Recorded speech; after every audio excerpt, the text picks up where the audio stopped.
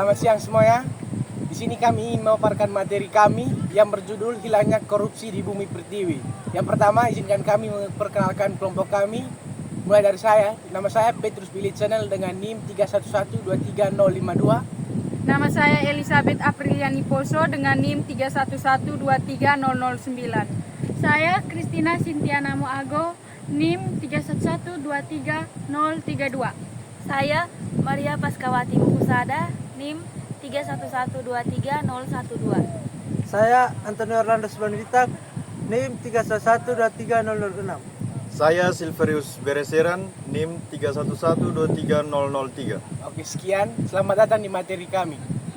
Korupsi merupakan salah satu masalah paling serius yang dihadapi oleh Indonesia.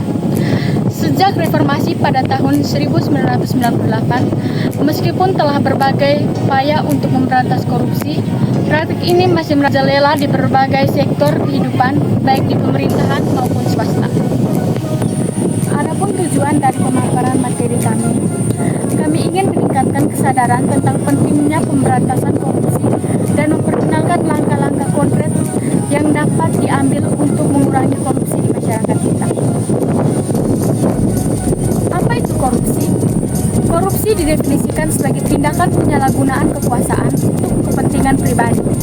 Ini termasuk praktik suap, penipuan, penggelapan dana, dan masih banyak kasus korupsi lainnya. 7 bentuk korupsi. Yang pertama, kerugian keuangan negara.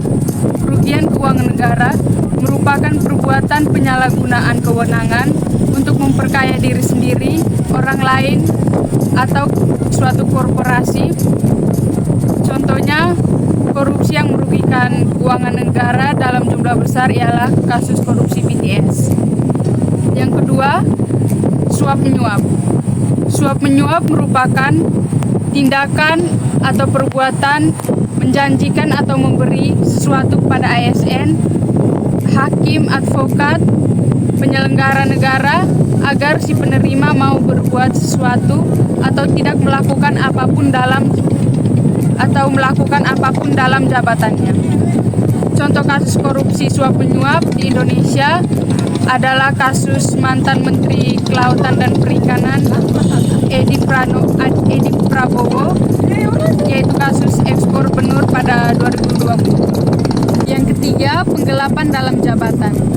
Hal ini merupakan tindakan dengan sengaja penggelapan uang, pemalsuan buku-buku dan surat berharga yang digunakan untuk pemeriksaan administrasi.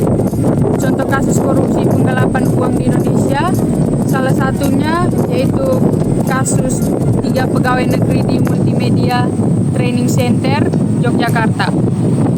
Yang keempat, pemerasan.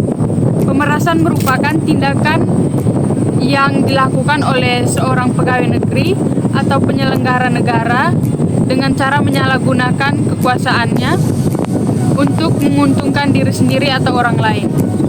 Contohnya seperti kasus pegawai negeri yang bertugas membuat KTP meminta tarif lebih dari yang seharusnya. Yang kelima, perbuatan curang.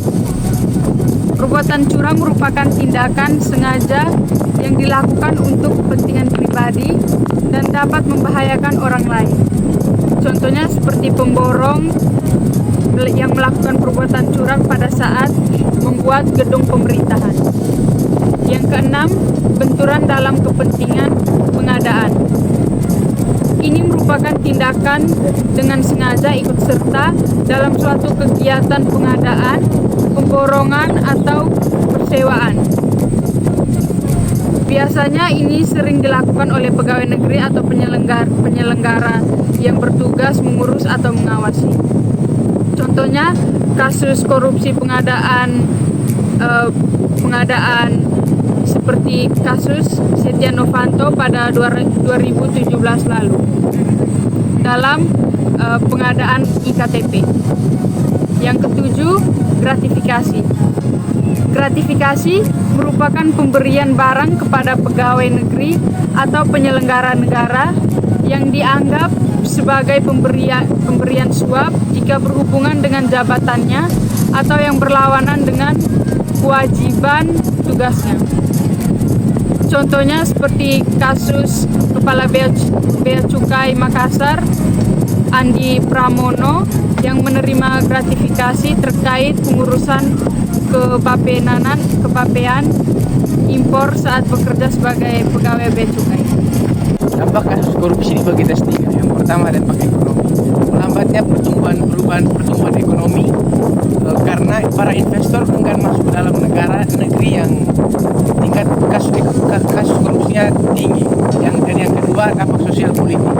Meningkatnya ketidakadilan sosial dan ketimpangan dalam masyarakat. Dan yang ketiga dampak penegakan hukum. Menghambat ketertiban dan penegakan hukum yang adil. Dampak korupsi sangat luas dan dapat merusak bagi sendi kehidupan bernegara. Diperlukan berbagai upaya yang komprehensif dan kesinambungan dari seluruh elemen masyarakat untuk memberantas kasus korupsi demi terwujudnya berbangsa yang lebih baik. Strategi pencegahan kasus korupsi. Yang pertama, pendidikan dan kesadaran etika. Pendidikan anti korupsi harus dimulai sejak dini. Di sekolah-sekolah memahami nilai-nilai integritas dan etika kepada generasi muda. 2. Transparansi dan akuntabilitas. Menerapkan sistem transformasi dalam pengambilan keputusan pemerintah dan penggunaan anggaran publik sangat penting untuk mencegah korupsi.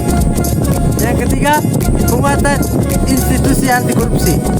Mendukung lembaga-lembaga seperti KPK agar dapat beroperasi secara efektif dan memberantas korupsi. Tantangan utama dalam penerapan strategi pencegahan kasus korupsi. 1. Koordinasi lembaga penegak hukum yang lemah.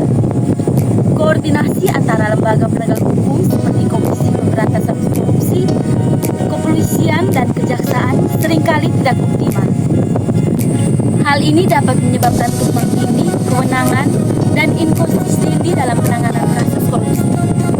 2. Intervensi politik. Intervensi politik dalam proses penegakan hukum menjadi masalah serius. Kasus yang melibatkan politisi atau pejabat tinggi seringkali terhambat oleh tekanan dari pihak-pihak berpengaruh yang mengakibatkan ketidakadilan dalam penanganan kasus. 3. Ketidakpatuhan terhadap regulasi.